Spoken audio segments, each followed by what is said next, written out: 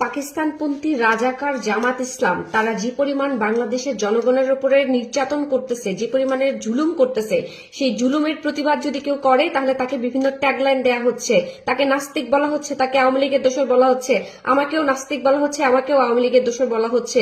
আমি প্রতিবাদ করার ফলে যদি আমাকে এইসব ট্যাগলাইন শুনতে হয় তাহলে আমি মেনেই নিলাম আমি একজন নাস্তিক, আমি শুধু আওয়ামী লীগের দোসর না, আমি আওয়ামী লীগই করি, সেটাও মেনে নিলাম।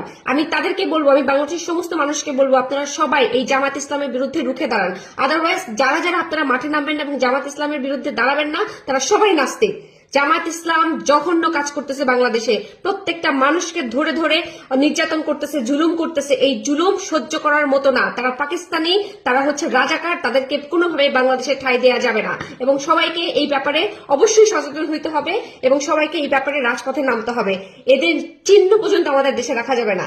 এরা নাস্তিক, জামাতের আমির নাস্তিক, জামাত শিবির যারা করে সবাই নাস্তিক। জামাত প্রচন্ড রকমের পাকিস্তানপন্থী একটা দল, এই দলকে নিশ্চিহ্ন করে দিতে হবে বাংলাদেশ থেকে।